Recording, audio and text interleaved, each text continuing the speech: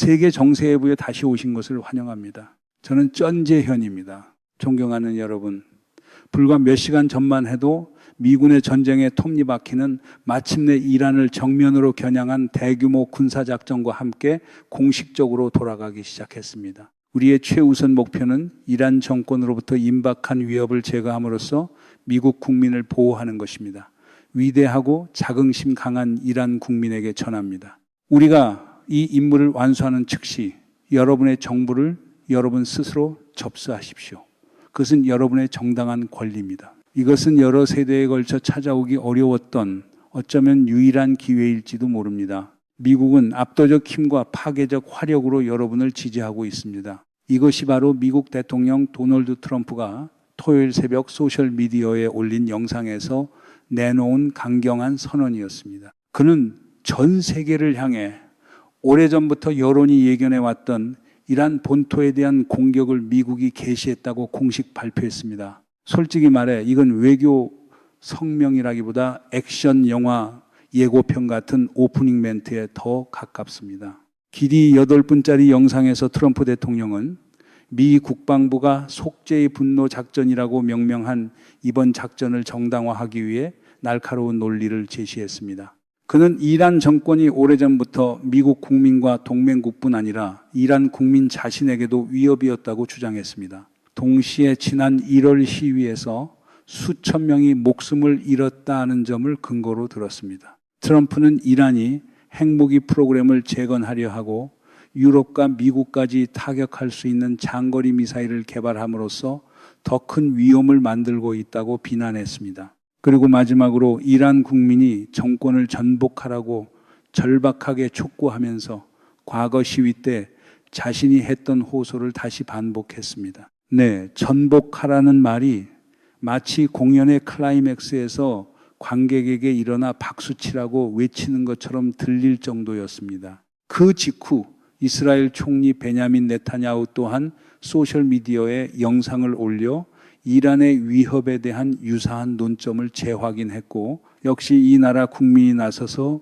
지배기구를 전복하라고 촉구했습니다. 두 세계 지도자의 발언은 테헤란을 뒤흔든 첫 폭발음이 울린 지 불과 몇 시간 뒤에 나왔습니다. 이란의 파르스 통신에 따르면 미사일이 이란 이슬람 혁명수비대 IRGC 본부 인근 지역을 타격했습니다. AP통신은 최고 지도자 아야톨라 알리 하메네이의 사무실 인근에서 공습이 발생했다고 추가로 보도했는데 이는 미국과 이스라엘이 첫날 개전 타격에서 곧바로 이란 지도부를 향한 참수 작전을 시도하고 있음을 시사합니다.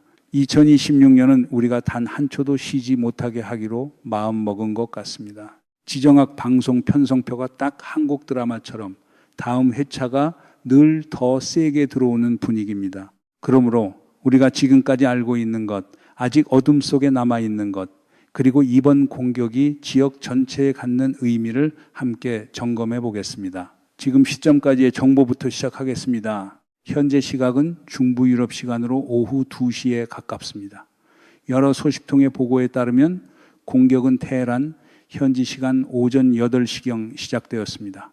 이스라엘의 한 안보 소식통은 채널 12 뉴스에 이 시간이 이란이 결코 예상하지 못하는 대낮 공격으로 완전한 기습을 노린 선택이었다고 말했습니다. 그리고 놀란 쪽은 그들만이 아니었습니다. 우리 역시 몇 주 동안 잠재적 공격이 밤에 벌어질 가능성을 염두에 두고 보도 계획을 준비해 왔습니다. 결국 반전은 대낮에 찾아왔습니다. 각본가가 급히 핸들을 꺾는 그런 종류의 전개입니다. 이 소식통은 또한 3가지 핵심을 확인했습니다. 첫째, 미국과 이스라엘은 수개월 동안 이 작전을 공동으로 계획해 왔습니다. 둘째, 이스라엘은 이번 작전에 총력을 투입할 것이며 워싱턴은 전적으로 동의했습니다. 셋째, 공격의 첫 단계는 나흘 동안 지속될 것으로 예상됩니다. 미국 관리들이 뉴욕 타임스에 공유한 내용도 이스라엘과 미국이 가진 패를 모두 던질 것이라는 관점을 강화합니다. 이번 폭격 작전은 미군 폭격기가 과거 12날 전쟁에서 이란의 핵심 핵시설을 타격했던 미드나이트 해머 작전보다도 더 광범위할 수 있다는 것입니다. 현 시점에서 이란 정부가 인터넷을 거의 전면적으로 봉쇄했기 때문에 이란 영토 내에서 타격을 받은 모든 지점을 완전하게 그려내기는 매우 어렵습니다. 그러나 우리가 알고 있는 정보만으로도 이스라엘과 미국이 자신들의 약속을 그대로 실행하고 있음을 보여줍니다. 한 소식통은 월스트리트 저널에 첫 타격이 주로 이란의 보복 능력을 마비시키기 위한 군사 자산, 정권의 상징, 그리고 정보 목표를 겨냥했다고 말했습니다. 가장 주목되는 지점은 테헤란의 파스테르 거리입니다. 이곳은 경비가 극도로 엄격한 구역으로 이란 대통령 집무실, IRGC 지휘 중심, 그리고 각종 안보 군사 기관이 위치해 있습니다. 이란 언론 또한 이스파한 등 여러 도시에서 폭발이 있었다고 보도했는데 이스파한은 미국과 이스라엘이 지난해 공격했던 핵복합시설 인근입니다. 또한 이란 북서부의 IRGC 기지가 있는 지역들, 그리고 이스라엘이 이란의 대규모 지하 미사일 생산 시설이 있다고 주장하는 지점들에서도 폭발이 보고되었습니다. 비꼬아 말하면 표적 선정이란 표현이 작전 계획이라기보다 지도 위 체크리스트처럼 들릴 정도입니다. 아내자 통신은 테헤란에서 현지 시간 오후 1시경 또 한 차례 폭발 파동이 들렸다고 전하며 이는 장시간 연속 작전이 될 것임을 보여준다고 했습니다. 인터넷 차단은 사상자 확인을 극도로 어렵게 만들었고 특히 이스라엘과 미국의 목표가 지도부를 정면으로 겨냥하고 있는 상황에서는 더 그렇습니다. 국영 매체는 마수드 페제시키안 대통령이 안전하다고 보도했습니다. 반면 로이터는 최고 지도자 아야톨라 알리 하메네이가 공격 시작 전에 안전한 장소로 이동했다고 전했습니다. 그러나 이란 정권과 가까운 한 소식통은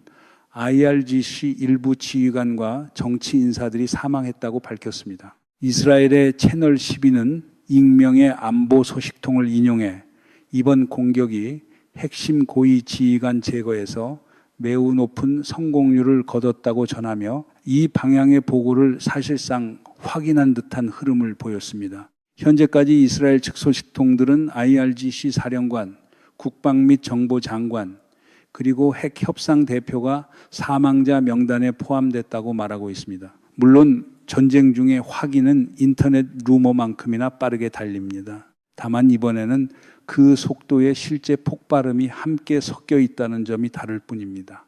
또한 이란 언론이 대통령과 일부 인사들의 안전은 확인하면서도 최고 지도자의 상태에 대해서는 같은 수준의 선언을 아직 내놓지 않았다는 점도 주목해야 합니다. 현실을 되짚어 보면 이스라엘은 오래전부터 이번 공격의 신호를 발신해 왔습니다.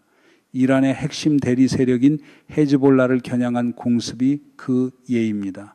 이달 20일 이스라엘군은 레바논을 공습해 이스라엘에 대한 음모를 꾸몄다고 주장되는 여러 인사를 제거했습니다. 또한 이란을 치기 불과 몇 시간 전인 금요일에도 공습을 감행해 상대의 조기경보 레이더 체계를 눈멀게 하려 했습니다. 그리고 이것이 우리를 이란의 반응으로 이끕니다. 미국과 이스라엘의 첫 타격이 있은 지 불과 몇 시간 뒤 IRGC는 이스라엘 본토를 향해 대규모 미사일과 무인기 첫 번째 파도를 발사했다고 발표했습니다. 공습 경보 사이렌이 이스라엘 전역의 공기를 찢듯 울려 퍼졌고 이스라엘군은 하늘에서 쏟아지는 불의 비를 요격하기 위해 버텨야 했습니다. 초기 평가에 따르면 하루 종일 최소 35발의 탄도미사일이 이스라엘을 향해 발사되었습니다. 일부는 방공망에 의해 요격됐고 일부는 빈 지역에 떨어졌으나 파편 낙하로 부상자가 발생했습니다. 그러나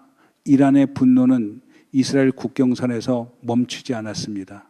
IRGC는 또한 쿠웨이트의 알리알살렘 공군기지, UAE의 알타프라 기지, 카타라의 알우데이드 기지, 그리고 바레인의 미 해군 제호함대 사령부에 이르기까지 걸프 전역에 흩어진 미군 기지를 정면으로 겨냥한 공격을 확인했습니다.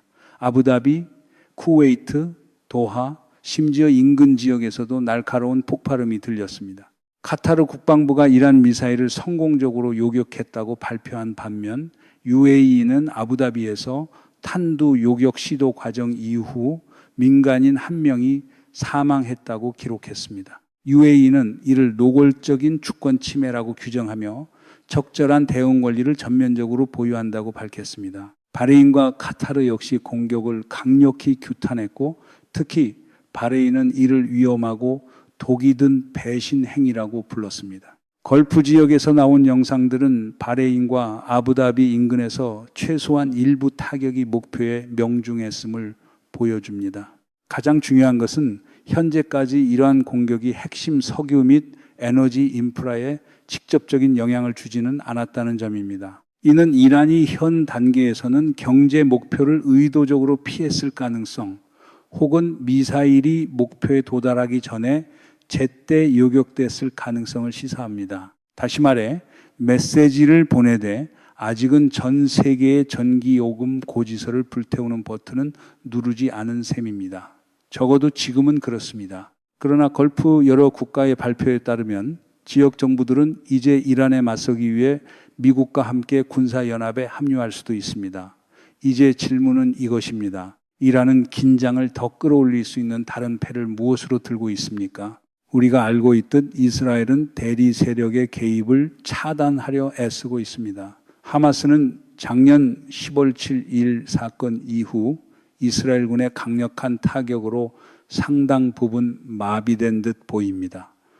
하지만 예멘의 후티 세력은 전혀 다른 이야기입니다. 공습 직후 그들은 국제 해상 항로와 이스라엘 영토를 겨냥한 미사일 및 무인기 공격을 재개하겠다고 선언했습니다. 익명의 한 관리는 첫 공격 파동이 이스라엘 시간으로 토요일 저녁에 가장 이르면 시작될 수 있다고 확인했습니다. 앞서 후티는 도널드 트럼프 행정부와의 합의에 따라 이러한 활동을 일시 중단한 바 있습니다. 그러나 이제 그 모든 약속은 연기처럼 사라졌습니다. 딱 말로 한 계약의 전형입니다. 방금 맺어놓고 바로 찢어버리는 전개 말입니다. 이라크에서는 이란 성향 민병대가 첫 번째 미사일 공격 파도의 배후로 지목되고 있으며 다음 타격은 분명히 이어질 것으로 보입니다. 여러분이 이 영상을 보고 있는 시점에는 대리 세력의 보복이 어떤 양상으로 전개됐는지 더 분명해져 있을 것입니다. 하지만 지금 우리가 엮어낼 수 있는 것은 여기까지입니다. 불길한 전장을 잠시 떠나 국제사회의 반응 역시 매우 주목할 만합니다. 영국 정부는 자신들이 이번 공격에 참여하지 않았으며 사태가 더 커져 지역 전면전으로 번지는 것을 원치 않는다고 밝혔습니다. 다만 그들은 중동에서 방어 역량을 선제적으로 강화했습니다. 독일은 공습에 대한 사전 경고를 받았으며 상황을 면밀히 주시하고 있다고 했습니다. 한편 유럽연합 집행위원장 우르줄라 폰데어 라이엔은 긴장을 악화시킬 수 있는 어떤 행동도 막는 것이 중요하다고 강조했습니다. 런던이 워싱턴의 단호한 접근과 거리를 두려는 모습은 걸프에서의 자국 이익에 대한 위험을 우려하거나 트럼프의 통제 범위를 넘어설 수 있는 전쟁에 끌려들고 싶지 않다는 신호로 읽힙니다. 하지만 가장 놀라운 것은 이란의 가장 가까운 두 동맹인 러시아와 중국의 반응입니다. 러시아 국가안보회의의 부의장 드미트리 메드베데프는 텔레그램에 미국이 본색을 드러냈으며 협상은 결코 진정성이 없었다고 썼습니다. 이 발언 외에 러시아는 아직 이란을 위한 구체적 지원을 내놓지 않았습니다. 중국은 심지어 이 시점까지 공격에 대한 공식적인 규탄 한마디조차 내놓지 않았습니다. 이 대목은 매우 값비싼 단서입니다. 불과 일주일 전 러시아, 중국, 이란은 해양안보벨트 2016 틀 안에서 호르무즈 해협에서 공동 해군 훈련을 실시했기 때문입니다. 그 훈련은 3자 군사 협력의 증거로 워싱턴을 향해 이란이 결코 혼자가 아니라는 메시지를 보내야 했습니다. 그러나 미국과 이스라엘의 철의 손이 하늘에서 폭탄을 쏟아붓기 시작하자 그 파트너십은 결국 텅 빈 연극에 불과했던 듯 보입니다. 무대 장치는 화려한데 조연 배우는 클라이맥스에서 사라지는 그런 종류의 연출입니다. 베이징의 침묵은 더 의미심장합니다. 중국이 이란에 현대적 공격 및 방어 무기를 제공하고 있다는 관측이 오래전부터 있었기 때문입니다.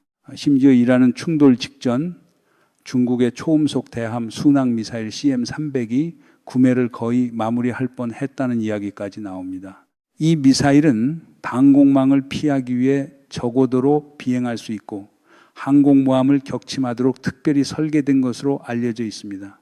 또한 이란은 중국과 방공미사일 체계, 탄도미사일 방어 역량, 그리고 위성 요격 관련 능력의 도입을 놓고 협상 중이라는 관측도 있습니다. 수많은 무기 거래와 공동훈련이 거론되는 와중에도 베이징이 숨을 죽이고 있는 것은 참으로 아이러니합니다. 분명 중국은 테헤란에 친서방 정권이 들어서는 것을 원치 않지만 동시에 워싱턴이나 걸프 국가들과의 관계를 걸고 총성이 울리는 순간에 이란을 공개적으로 떠받치고 싶지도 않은 것입니다. 한국식으로 비꼬자면 이렇습니다. 사랑하지 않는 건 아닌데 너무 조용히 사랑해서 사람들이 없는 줄 아는 수준입니다. 이것이 바로 지금 이 불확실하고 위태로운 순간에 우리가 볼 수 있는 전체 그림입니다. 가장 큰 질문은 이것입니다. 우리는 지역 전면전의 첫 장을 목격하고 있는 것입니까? 아니면 한 차례의 맞받아치기가 이어진 뒤 서서히 식어갈 국면입니까? 지금은 누구도 정확한 답을 내릴 수 없습니다. 지역 지도자들은 수주 동안 총력전을 막기 위해 애써 왔습니다. 그 후과는 상상할 수 없이 참혹할 것이기 때문입니다. 그러나 이란이 걸프 국가들을 공격할 의지가 있음을 드러낸 이상 이들 국가에게는 자국 석유가스 인프라를 보호하기 위해 선제 타격을 고려할 명분이 생길 수 있습니다. 우리는 호르무즈 해협을 언급하지 않을 수 없습니다. 이곳은 하루 약 2천만 배럴의 석유가 통과하며 전 세계 해상 석유 거래의 4분의 1을 넘고 세계 하루 석유 소비량의 5분의 1을 차지합니다. 만약 이란이 해협 폐쇄 또는 교란 위협을 현실화한다면 유가가 폭등해 전 세계 경제에 파괴적인 인플레이션 지진을 일으킬 것입니다. 에너지 비용 급등은 중국, 인도, 한국, 일본의 제조업에 치명타가 될 수 있습니다. 이들 국가는 이 전략적 병목을 통과하는 석유 흐름에 크게 의존합니다. 비용 부담은 공급망을 타고 스며들어 결국 전 세계 소비자에게 전가되며 휘발유부터 식료품까지 가격을 하늘 끝까지 끌어올릴 것입니다. 트럼프 대통령의 본국에서조차 이는 자업자득의 대표적 사례가 될 수 있습니다. 미국 국민은 이미 생활비 위기의 압박에 격분하고 있기 때문입니다. 한편 협상의 운명 역시 여전히 큰 미지수입니다. 이란이 이번 공격 이후 협상 테이블에 등을 돌릴 가능성이 커 보이지만 평화 프로세스가 구원될 수 있다는 가느다란 희망도 완전히 사라진 것은 아닙니다. 그 이유는 금요일 바로 그날 첫 폭발음이 울리기 직전 오만 외무장관이 미국 방송에 출연해 평화 합의가 거의 손에 잡힐 정도로 가까워졌다고 말했기 때문입니다. 오늘의 병고는 분명히 공통된 목소리에 도달할 가능성을 흐리게 만들었습니다. 그리고 우리는 강조해야 합니다. 미국은 과거에도 평화 협상을 공격작전의 가림막으로 활용해왔다는 의혹을 받아왔습니다. 2025년 미드나이트 해머 작전 때도 그러한 시각이 있었습니다. 그러나 만약 이스라엘과 미국이 이란을 완전히 패배시키지 못하거나 정권이 국민에 의해 전복될 정도로 약화시키지 못한다면 정치적 합의는 이 피비린내 나는 충돌에서 유일한 출구가 될 수 있습니다. 이란 정권의 존속 문제도 저울 위에 올라가 있습니다. 정부는 수주 동안 내부의 거대한 압력 앞에서 휘청거려 왔습니다. 지난 1월 시위는 1979년 혁명 이후 최대 규모의 봉기로 평가됩니다. 테헤란은 이를 생존을 위협하는 치명적 위험으로 보았고 질서를 회복하려는 절박한 시도 속에서 자국민 수만 명을 살해했다는 비난까지 받고 있습니다. 도널드 트럼프는 분명 이 정권이 가장 취약한 순간에 있다고 믿는 듯합니다. 그래서 그와 네타냐후 모두가 공개적으로 국민에게 정권 전복을 촉구한 것입니다. 하지만 전문가들은 이 시나리오의 실현 가능성을 두고 심각하게 갈라져 있습니다.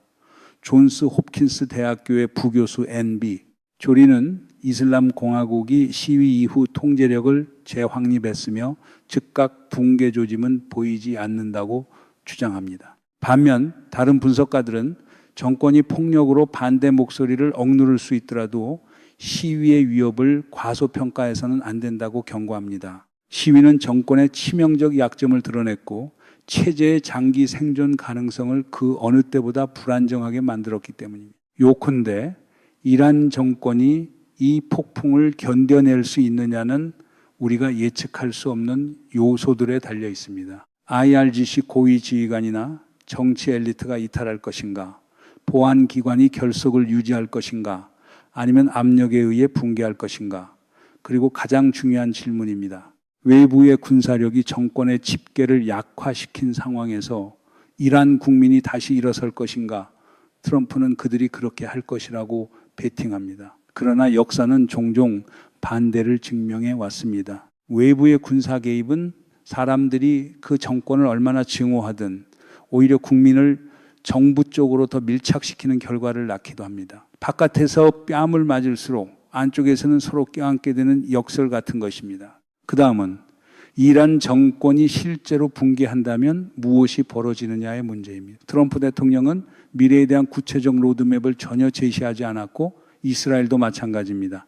카다피 이후 리비아, 사담 후세인 이후 이라크의 교훈은 값비싸고 비극적인 경고가 되어야 합니다. 두 나라는 혼돈의 소용돌이에 빠졌고 그 결과는 현지 주민의 삶이나 지역 안정에 아무런 이익도 가져오지 못했습니다. 이란은 그 두 나라보다 훨씬 더 넓고 더 복잡하며 더 강한 잠재력을 가진 국가입니다. 테헤란의 권력 공백은 종파 폭력을 촉발하고 거대한 난민 물결을 만들며 석유 시장을 마비시키고 극단주의 집단이 부상할 틈을 열 수 있습니다. 그들은 ISIS조차 흐릿하고 평범하게 보이게 만들 수준이 될 수도 있습니다. 그렇다고 해서 현 정권이 존재할 자격이 있다는 뜻은 아닙니다. 우리는 다시 한번 강조해야 합니다. 이들은 자국민 수만 명을 살해했다는 비난을 받고 있습니다. 그러나 역사 또한 증명해 왔습니다. 전후 계획이 없는 정권 교체는 대개 인류 전체의 예측 불가능한 재앙으로 끝납니다. 그리고 가장 비극적인 점은 모든 것이 무너질 때 가장 먼저 대가를 치르는 것은 민간인이며 강경한 영상을 찍어 올리는 사람들은 아니라는 사실입니다. 여기서 오늘의 세계정세해부 방송을 잠시 멈추겠습니다. 세계정세해부는 여러분의 의견을 늘 기다립니다. 안녕히 계시고 다음에 다시 뵙겠습니다.